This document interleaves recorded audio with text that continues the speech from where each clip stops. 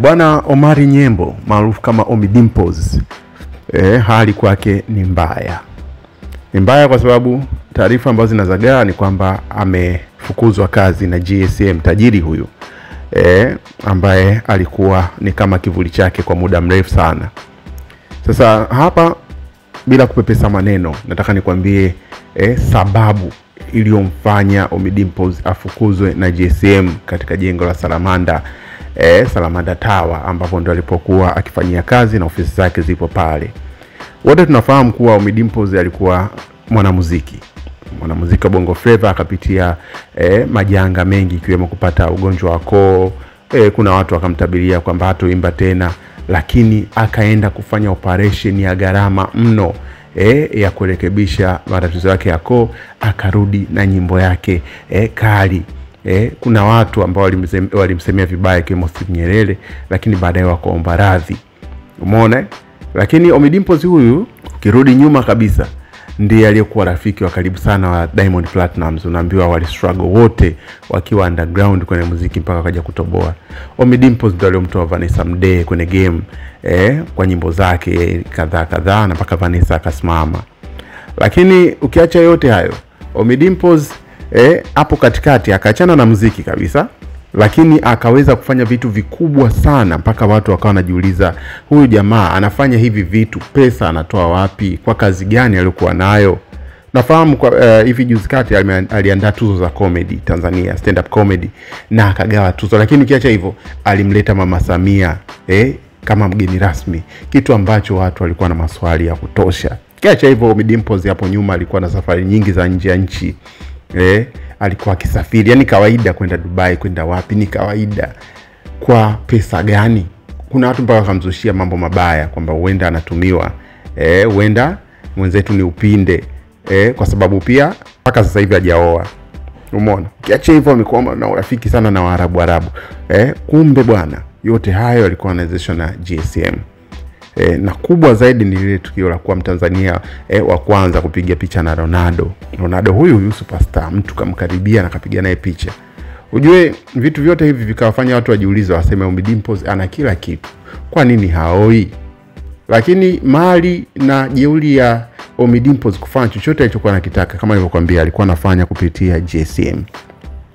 Sasa baada ya kugombana naye, maana yake Ommy Dimpoz hali itakuwa mbaya. Connection za kibongo zinatokana na nani uko nyuma yako. Kama aliweza kufanya yote kwa watu kusema kuwa nyuma yake ana mtu fulani, sasa hivi watu wakifahamu kuwa hauna kile kitu, thamani yako inashuka kwa usiku mmoja tu. Sasa kuna watu ambao wanamcheka Ommy Dimpoz, kuna watu wanamsemea shit, lakini Ommy Dimpoz atakuwa anapitia kipindi kigumu sasa hivi, na sio kipindi cha kubeza.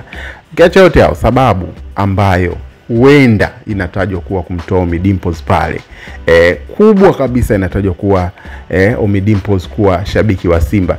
Ommy Dimpoz ni shabiki wa Simba kwa muda mrefu sana, hata GSM wanafahamu.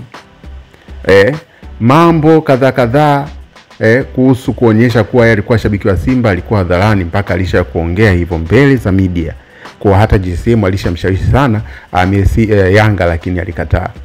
Lakini ukiacha hivyo, yeye mwenyewe alikuwa anasema clear kwamba yeye ofisini anafanya kazi za GSM na ushabiki wake wa Simba anaweka pembeni, anafanya kazi za Yanga ziende vizuri na ushabiki wake wa Simba anaweka pembeni. Hilo halikupingika. Lakini kwa nini sasa hivi? Sasa hivi unafahamu kuwa Simba inaingia kwenye gogoro kubwa la kuhusia mechi na vipi na mambo kadhaa. Sasa unaambiwa Ommy Dimpoz inatajwa kuwa anahusika moja kwa moja kwa kufanya mambo fulani ya kuhujumu timu, ya kutoa siri huku kwenda siri huku. Hiyo ndio nyepesi ambayo inatajwa ndani, ubuyu mzito kama Ommy Dimpoz alifikia hatua ya kumkasirisha bosi kwa sababu ya mambo fulani ya kutaka kutoa siri za kambi kuhusu Yanga, sababu mambo yote kuhusu Yanga alikuwa anapikwa pale. Sasa leo na kesho mdomo ukamponza kwenda kuzungumza kule. Wengi ambao wanafahamu hata beef lake na Diamond inatajwa kuwa ni kuzungumza masuala ya Diamond yenyeti ambayo alikuwa hayapo wazi. Sasa unaambiwa ugomvi ule ulianza pale, lakini sasa hivi hapo vizuri, kosa lile linampeleka kule. Ommy Dimpoz alikuwa silent akafanya vitu vyake, lakini hivi karibuni jeuri ikawa kubwa, akaweza kucomment chochote. Kama unafahamu kuna video moja wakati Diamond anajisifu ni tajiri, ana pesa, ana ndoto ya kuwa na pesa dunia nzima, yani awe wa namba 1. Ommy Dimpoz akacheka ile video akasema labda awe tajiri kwa dunia ya Tandale. Comment hizi zinaonyesha kwamba Ommy Dimpoz ana kiburi sasa. Alikuwa na uwezo wa kufanya chochote, lakini amtegemea binadamu, maana yake ni hasara tupu. Sasa JSM kamtoa, jamani, mtu wa kawaida. Hilo bwana ndilo linalosemwa hivi karibuni. Take it from me. Comment hapo, subscribe, tuambie je, una nini cha kumshauri Dimpoz katika hali ya sasa hivi? Arudi kwenye muziki au afanye vitu vingine, kwa sababu tayari hali inaelekea kubaya.